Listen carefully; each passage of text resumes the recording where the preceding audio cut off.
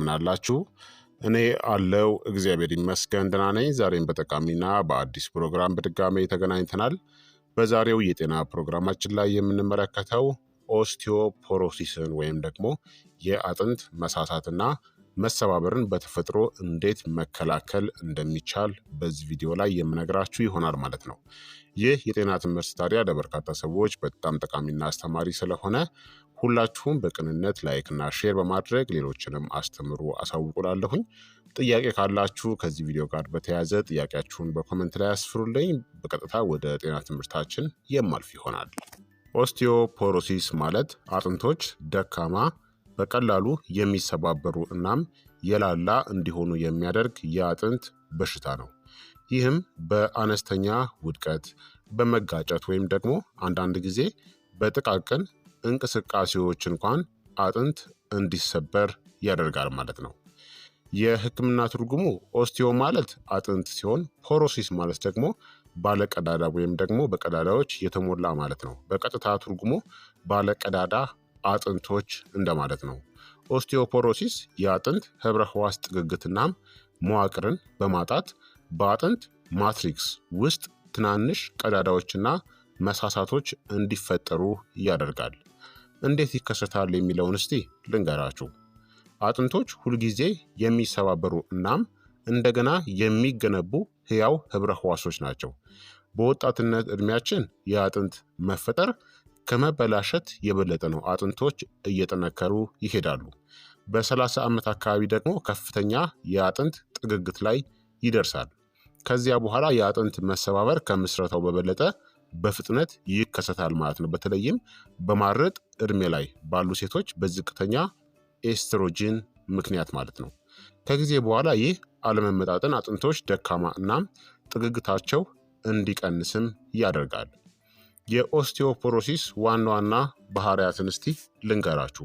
ኦስቲዮፖሮሲስ ጸጥ ያለ በሽታ ነው። ብዙውን ጊዜ ስብራት እስኪከሰት ድረስ ምንም ምልክቶች የለውም። የተለመዱ ስብራት የሚከሰቱባቸው ቦታዎች በዳሌ፣ በአከርካሪ እናም የእጅ አንጓ ላይ ይከሰታል።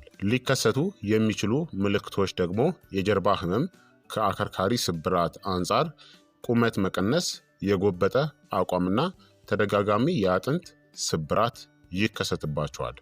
ታዲያ ለአደጋው የተጋለጠው ሰዎች ምን አይነት ሰዎች ናቸው ካላችሁ፣ ከማረጥ በኋላ ያሉ ሴቶች፣ ምክንያቱም በዝቅተኛ ኤስትሮጅን አማካኝነት አረጋውያን ወንዶችም ሆኑ ሴቶች፣ በቤተሰብ ውስጥ የኦስቲዮፖሮሲስ ታሪክ መኖር ካለ፣ ዝቅተኛ የሰውነት ክብደት ወይም ደግሞ የተመጣጠነ ምግብ እጥረት ካለ፣ ማጨስ፣ ከመጠን ያለፈ አልኮል መጠጣትና ቁጭ ያለ እንቅስቃሴ የሌለው የአኗኗር ዘይቤ ካላችሁ፣ እንዲሁም የህክምና ሁኔታዎች እንደ የታይሮይድ በሽታ፣ ሩማቶይድ አርትራይተስ እና ሌሎችም የጤና ችግሮች ካለባችሁ፣ እንዲሁም ለረጅም ጊዜ ስቴሮይድ ወይም ደግሞ አንዳንድ መድኃኒቶችን መጠቀም ለአደጋው የበለጠ ተጋላጭ ያደርጋቸዋል። ኦስቲዮፖሮሲስ ከባድ ስብራት በተለይም የዳሌ ወይም ደግሞ የሽንጥ ስብራት አደጋን ይጨምራል። ይህም የአካል ጉዳት ወይም ደግሞ የነፃነት መጥፋትን ሊያስከትል ይችላል። ስብራት በአረጋውያን ላይ ቀስ ብሎ የሚድን ነው። መከላከል ታዲያ ከህክምናው በጣም ቀላሉ የሆነ መፍትሄ ነው። በአጠቃላይ ኦስቲዮፖሮሲስ አጥንቶች ጥግግትና ጥንካሬን የሚያጡበት፣ የሚላላ እናም በቀላሉ ለስብራት የሚጋለጡበት የበሽታ አይነት ነው። ኦስቲዮፖሮሲስን በተፈጥሮ ለመከላከል የሚረዱ መፍትሄዎች የአኗኗር ዘይቤን፣ አመጋገብንና አጥንትን የሚያጠናክሩ እናም የአጥንት መሳሳትን የሚከላከሉ ልማዶችን የሚያጠቃልል ኦስቲዮፖሮሲስን እንዴት አድርጋችሁ መከላከል እንደምትችሉ አሁን እነግራችኋለሁኝ። አንደኛ፣ በቂ ካልሲየምን መውሰድ ነው። ካልሲየም የአጥንት ዋናው የሰውነት አካል ነው። ያለ ካልሲየም ሰውነታችን ካልሲየምን ከአጥንቶቻችን በማውጣት ያዳክማቸዋል ማለት ነው። በቂ ካልሲየምን የማንጠቀም ከሆነ በአጥንቶቻችን ውስጥ ያለውን ካልሲየም በማውጣት ሰውነታችን ይጠቀማል። ጥሩ የካልሲየም ምንጮች የምንላቸው ተፈጥሯዊ ምግቦች እንደ የወተት ተዋጽኦ እንደ ወተት፣ እርጎ እና አይብ፣ አረንጓዴ ቅጠላማ አትክልቶች እንደ ጎመን፣ ሰላጣና ስፒናች፣ ጥራጥሬዎች እንደ ባቄላ፣ ምስርና ሽምብራ፣ አሳ እንደ ሰርዲን፣ ሳልመንን ከአጥንቱ ጋር መመገብ፣ ለውዝና ዘሮች ወይም ደግሞ ሲርስ የምንላቸው እንደ አልመንድ፣ ሰሊጥና ቺያ ሲርስ የምንላቸው የተቀመሙ የእጽዋት ወተቶች በካልሲየም የተጠናከሩ ማለት ነው። የአኩሪ አተር፣ የአልመንድና የአጃ ወተት እነዚህ በካልሲየም ከፍተኛ ናቸው ማለት ነው። አዋቂዎች በአጠቃላይ በቀን ከ1000 እስከ 1200 ሚሊግራም በቀን ከምግብና ከተጨማሪ መድኃኒቶች አመጋገባችሁ በቂ ካልሆነ ካልሲየም መጠቀም ይኖርባችኋል ማለት ነው። ሁለተኛ በቂ ቫይታሚን ዲን መውሰድ ነው። ቫይታሚን ዲ ሰውነታችን ካልሲየምን በብቃት እንዲወስድ ይረዳል። ያለ ቫይታሚን ዲ የካልሲየም አወሳሰድ ብቻ አጥንቶችን ከጉዳት አይከላከልም። የቫይታሚን ዲ ተፈጥሯዊ ምንጮች የምንላቸው ለፀሐይ ብርሃን መጋለጥ እንደ የቆዳ ቀለምና ቦታ በሳምንት ጥቂት ጊዜ ከ10 እስከ 20 ደቂቃዎች ለፀሐይ መጋለጥ ይኖርባቸዋል። እንዲሁም ቅባት ያለው አሳ ወይም ደግሞ ፋቲፊሽ የምንላቸው እንደ ሳልመን፣ ማካሬል እና ቱና፣ የእንቁላል አስኳል እና ለፀሐይ ብርሃን የተጋለጡ እንጉዳዮች እንዲሁም በቫይታሚን ዲ የተቀመሙ ምግቦች በቫይታሚን ዲ የተጠናከረ ወተትና የብርቱካን ጭማቂ ጥሩ የቫይታሚን ዲ ምንጮች ናቸው። አዋቂዎች ብዙውን ጊዜ ከ600 እስከ 800 ኢንተርናሽናል ዩኒት በቀን ቫይታሚን ዲ ያስፈልጋቸዋል። የአነስተኛነት ችግር ካለ ከዚያ በላይ ሊያስፈልጋችሁ ይችላል። ሶስተኛ ለአጥንት ጥንካሬ የአካል ብቃት እንቅስቃሴን ማድረግ ያስፈልጋል። አጥንቶች ክብደት በሚሸከሙ እናም በመቋቋም በሚደረጉ የአካል ብቃት እንቅስቃሴዎች ሲጫኑ እየጠነከሩ ይሄዳሉ።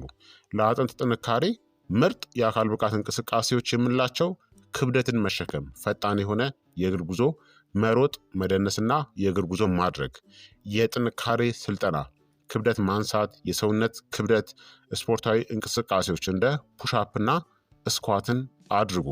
በቀን ለ30 ደቂቃ በሳምንት ለ5 ቀን ለማድረግ ሞክሩ። አራተኛ ለአጥንት ጤናማ አመጋገብ ይኖራል። ከካልሲየም እና ቫይታሚን ዲ በተጨማሪ ሌሎች ንጥረ ነገሮችም ለአጥንቶቻችን ጥንካሬ እናም ጤንነት ወሳኝ ናቸው። ለምሳሌ ማግኒዥየም እንደ ለውዝ፣ ሙሉ እህልና ጥቁር ቸኮሌት ጥሩ የማግኒዥየም ምንጭ ናቸው። ማግኒዥየም የአጥንት ማዕድንነትን ይረዳል። ሌላ ደግሞ ቫይታሚን ኬ ነው። አረንጓዴ ቅጠላማ አትክልቶች፣ ብሮኮሊ እናም ብራሰልስ ስፕራውት ጥሩ የቫይታሚን ኬ ምንጭ ናቸው። ቫይታሚን ኬ የአጥንት ፕሮቲኖችን ይደግፋል። እንዲሁም ፕሮቲን እንደ ባቄላ፣ እንቁላል፣ አሳ፣ ስስ ስጋ እናም ወተት ጥሩ የፕሮቲን ምንጭ ናቸው። ፕሮቲን የአጥንት ማትሪክስን ይገነባል። እንዲሁም ኦሜጋ 3 ፋቲ አሲድ እንደ ተልባ፣ ዋልነት፣ ቅባት ያለው አሳ ጥሩ የኦሜጋ 3 ፋቲ አሲድ ምንጭ ናቸው። ኦሜጋ 3 ፋቲ አሲድ ደግሞ የአጥንት ኢንፍላሜሽንን ይቀንሳል። እንዲሁም ዚንክ ነው እንደ የዱባ ፍሬ ወይም ደግሞ ፐምፕኪን ሲድስ፣ ጥራጥሬዎችና የባህር ምግቦች ማለትም አሳዎች ጥሩ የዚንክ ምንጮች ናቸው። ዚንክ የአጥንት ህዋስ እድገትን የሚያበረታታ ማዕድን ነው። ስለዚህ በእነዚህ ውላ ንጥረ ነገሮች የበለጸጉ ምግቦችንም መመገብ ያስፈልጋል። አምስተኛ አጥንትን የሚጎዱ ልማዶችን ማስወገድ ያስፈልጋል። አንዳንድ የአኗኗር ዘይቤዎች አጥንቶቻችንን ያዳክማሉ። ለምሳሌ ማጨስ እንግዲህ ኤስትሮጅንን ይቀንሳል እናም የአጥንት ሴሎችን ይጎዳል። ከመጠን በላይ አልኮል መጠጣት፣ አልኮል የካልሲየም መመጠጥን ይረብሻልና የመውደቅ አደጋንም ይጨምራል። ከመጠን በላይ ካፌን መጠጣት፣ በቀን ከ3 ኩባያ በላይ ካፌን የካልሲየም መጥፋትን ሊያስከትል ይችላል።